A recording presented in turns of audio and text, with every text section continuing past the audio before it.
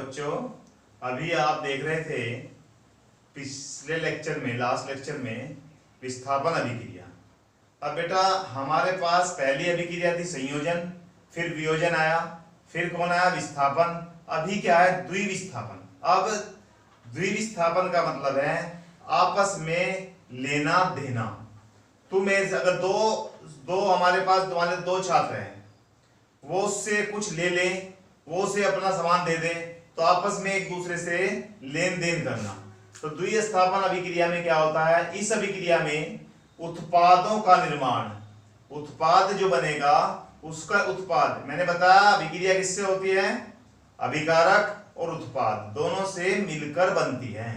अब यहां पर उत्पाद का जो निर्माण होगा वो दो यौगिकों के बीच, जो दो यौगिक हैं उनके बीच आयनों के आदान प्रदान, यानी कि यहां पर इस अभिक्रिया, जो ये अभिक्रिया होगी, अभिक्रिया में उत्पाद का निर्माण, जो उत्पाद का निर्माण होगा वो किसके द्वारा होगा? दो यौगिकों के बीच आयनों के आदान प्रदान से होता है। अब कहोगे कैसे होता है आदान प्रदान? मैंने बता दिया कि दो स्टूडेंट है, एक के पास मान ले जाए कोई सामान है, सब्जी है, एक के पास रोटी है, आपस में वो उसे अपनी रोटी दे दे, वो अपनी सब्जी दे दे, आपस में अदला बदला कर ले, तब क्या होता है? आदान प्रदान। अभी तुम कहोगे यहाँ पे कैसे होता है, यहाँ पर कैसे होता है? देखिए बेटा, हम ले लेते हैं जैसे कि Na2SO4, सोडियम सल्फेट, ये एक्वस सॉल्यूशन होता है सोडियम सल्फेट, इसे कहते हैं, नाम जरूर लिखो, सोडियम सल्फेट। इसका नाम क्या है? Sodium sulphate.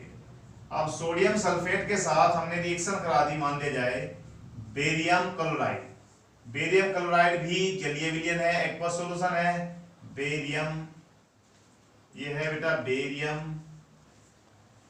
क्लोराइड। अब बेरियम क्लोराइड में, जो बेरियम क्लोराइड है, इसमें हमने क्या किया? आगे चले, अब इससे क्या बनेगा? एक तो बन जाएगा बेरियम, इसके पास कौन था? क्लोरीन, इसके पास सोडियम के पास कौन था? सल्फेट। अब देखिए बेरियम की वैलेंसी क्या, बेरियम की संयोजकता क्या होती है? 2, और सल्फेट की संयोजकता भी क्या होती है? 2, -2। ये कहां जाएगी? यहां पर चली जाएगी, ये कहां जाएगी? यहां पर चली जाएगी। दोनों की 2 एकम 2, 1 1 से वो कर दिया, तो दोनों की संयोजकता बेरियम की और सल्फेट की, दोनों की संयोजकता क्या है? समान है। तो एक यौगिक बनेगा BaSO4, क्या बनेगा? BaSO4, एक्वस सॉल्यूशन बनेगा। और ये एक्वस सॉल्यूशन बनेगा, फिर दूसरा कौन बना? Na, ये क्या है? Cl।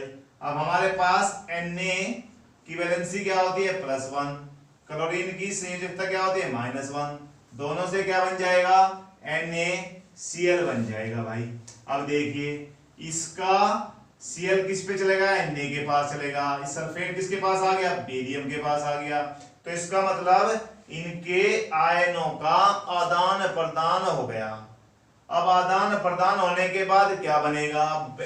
यह संतुलित नहीं है। Na कितना है? 1 है, यहाँ पर Na कितना है? 1, और यहाँ पर 2 है, तो मैं यहाँ पर क्या कर देता हूँ? 2।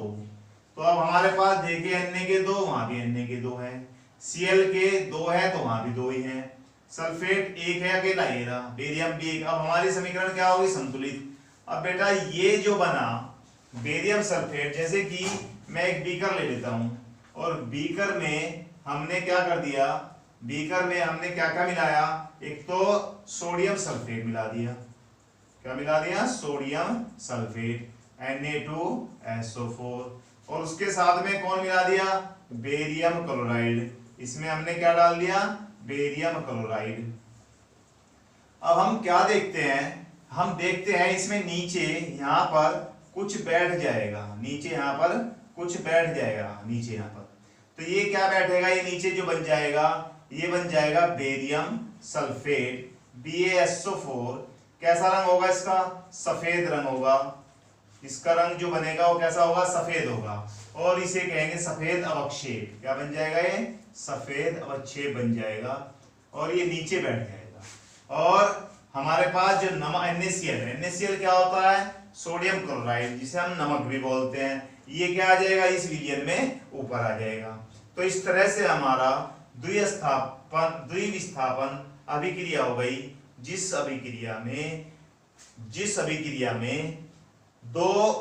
यानी कि जिस अभिक्रिया में उत्पादों का निर्माण, जो उत्पाद बने, ये रे उत्पादों का निर्माण दो यौगिकों के बीच क्या हुआ था? आयनों का आदान प्रदान हुआ था। आयनों के आदान प्रदान से नए उत्पाद बने, निर्माण हुआ। इस अभिक्रिया को द्विविस्थापन अभिक्रिया कहते हैं। ये बेटा हमारा द्विविस्थापन अभिक्रिया हो गया। अब हमारे रासायनिक अभिक्रिया के प्रकार कंप्लीट हो गए। अब आगे नेक्स्ट लेक्चर में आगे चलेगा। Thank you.